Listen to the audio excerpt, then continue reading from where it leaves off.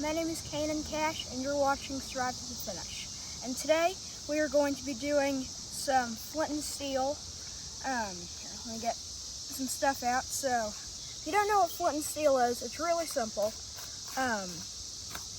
You have your char cloth. I'll bring you in closer in a minute and like show you kind of this stuff up close. But just to kind of give you a general idea, char cloth is just any type of cotton. It can be a cotton t-shirt, jeans, anything. And you take it in a metal tin. This could work. Poke a little hole and stick your, cut up your cotton, stick it in there, throw it in the fire, and whenever smoke stops coming out of that little hole, then you take it out with some sticks or whatever, let it cool down for a while, and then bust it open, and you'll have some char cloth. With steel, flint and steel, so I could probably use the spine of a knife, depending on what type of steel that blade is, but you can, if you're a blacksmith, you can make one, or you can buy one. Pretty much, Walmart doesn't sell it, I think. I've never bought one from there, but anywhere online, yeah, a lot of places online sell them. Any type of, Amazon does, any type of like outdoorsy kind of website. If you go to Survival Gear BSO, he might sell them. I'm not sure. You'll have to go there and see, or just Google flint and steel kit for sale. So that's what that is. Just a piece of hard steel, has kind of a handle, and then you take your flint. This is an old piece of, I think sharp, and give you a quick demonstration. By the way, YouTube, this goes out directly to you guys. Do not do anything in this video, okay? You see this? Don't go to Survival Gear BSO. Don't go to Amazon. Don't go buy this. Don't go outside, okay?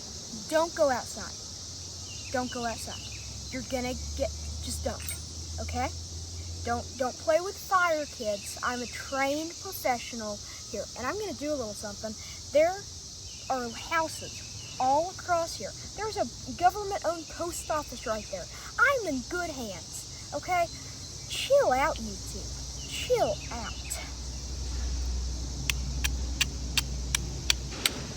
Anyway, you couldn't see that, but you hit it kind of directly down, and there's sparks.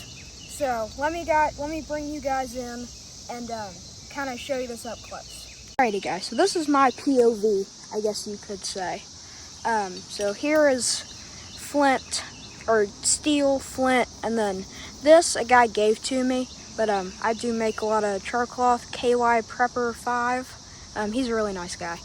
His name's Gary. So we have some sticks, and then that is that's a tripod I built, and inside that pot is some water. And here in a minute we are going to be boiling some water. I'm going to show you guys. This is also my bird's nest. Now I'm not going. YouTube, if you guys don't know this, has kicked me off about 3 times for knives, and fire. So I'm going to be really lenient with what I say. But yeah, it's a little crazy. Also, you can probably hear it. There's a whole bunch of cicadas out this time of year, so that's kind of what's going on.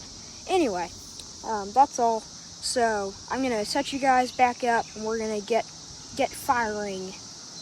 Alrighty, guys. I do apologize, but for the rest of the video, you're probably not gonna see a lot of my head, because I have to tilt the camera down to see this. But here, I'm going to go off camera a little bit, and I'm going to take a sharp object and cut some sticks.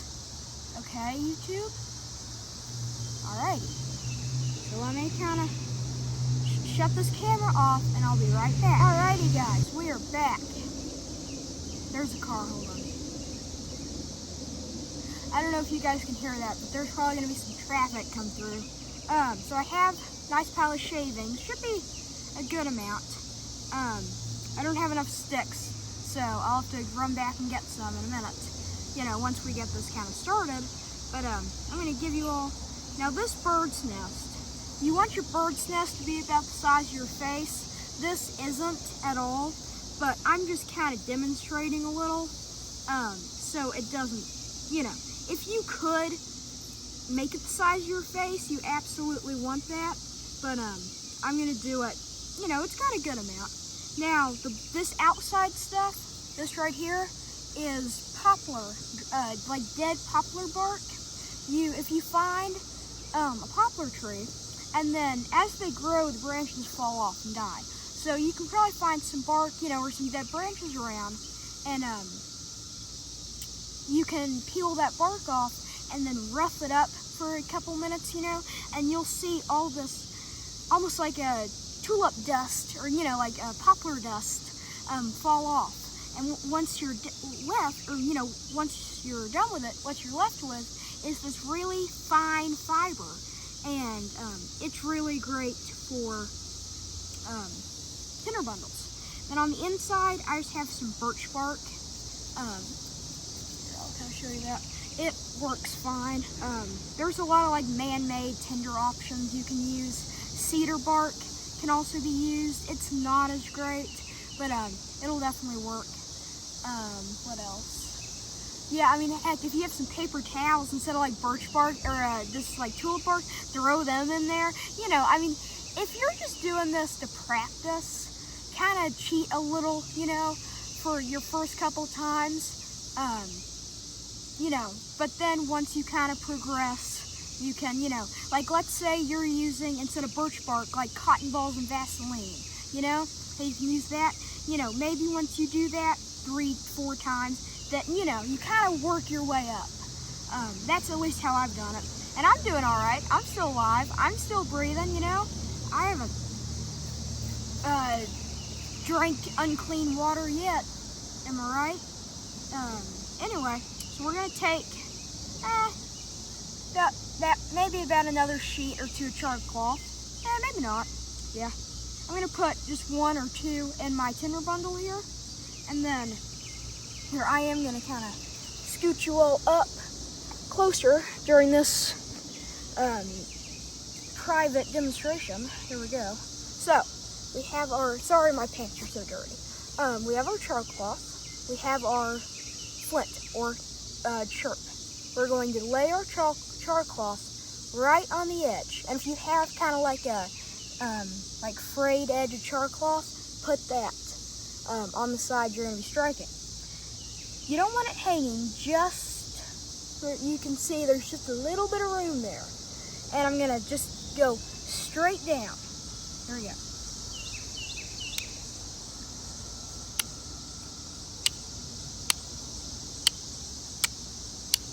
All right, there we go. Here. See that?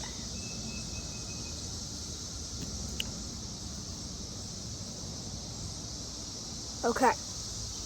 Now I'm going to stick that in there in my tinder bundle. I'm going to pick that up, my tinder bundle, and then I'm going to blow kind of up into it.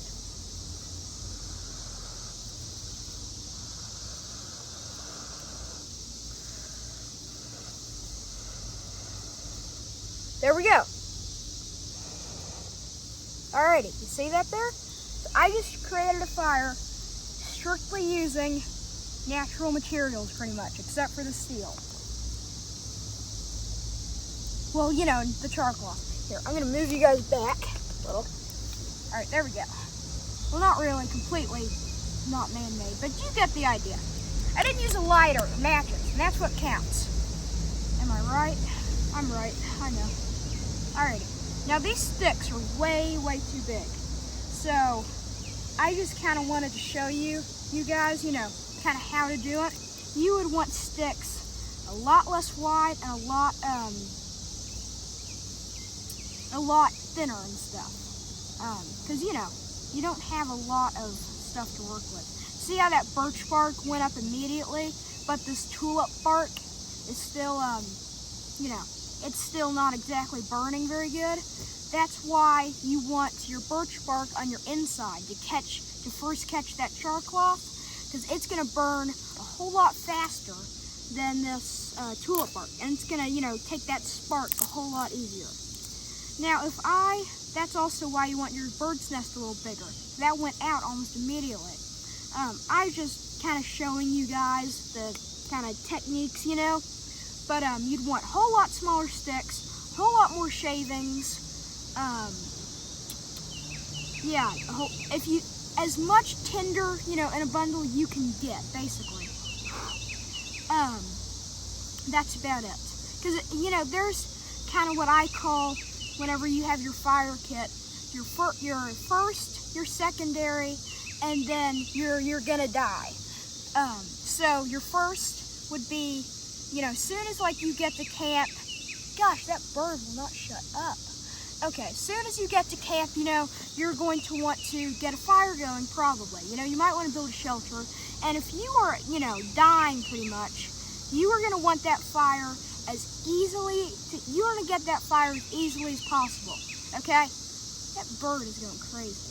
So you're going to want, that's going to be your lighters, your matches, your stormproof matches, any type of, your propane torch, anything like that it is a flame, okay?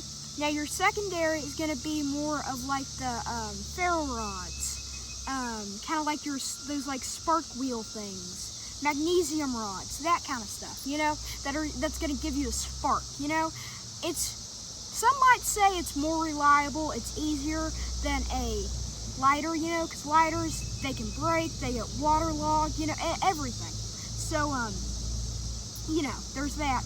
And then you're gonna die is gonna be, you're on the brink of death, basically, if you're having to do this. So that's gonna be your flint and steel, your magnifying glass, I think you can, I've seen people do a 9-volt battery with steel wool. Just, things like that is kind of, it's going to take a little while, and especially if you're cold, you don't have good dexterity, in your fingers. So, to fluff this stuff up, to do the flint and stuff, that is going to take some dexterity. It's going to take some mobility skills, some motor skills to do that. So that's kind of all I was going to show you guys today. If you want me to do another video, doing this and stuff, and maybe doing a 24-hour survival challenge, then now that it's getting summer, I'm out of school, so I will be happy to do that. Thanks, and have a great day.